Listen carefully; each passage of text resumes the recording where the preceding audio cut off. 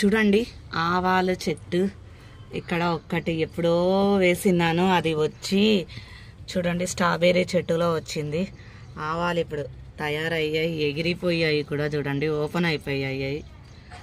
ఇప్పుడు మనం చూద్దాము ఒకటి తుంచేసి. చూడండి ఆవాలైతే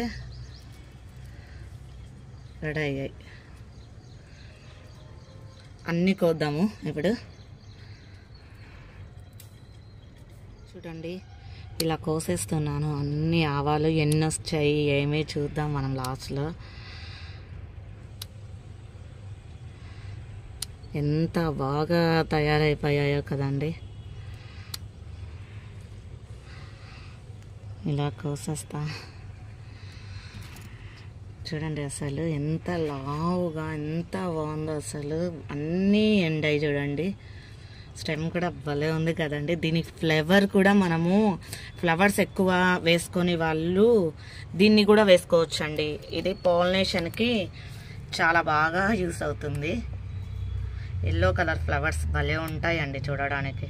చూడండి ఆవాలు ఇలా అంటుంటే వస్తున్నాయి, రాలిపోతున్నాయి కింద కూడా.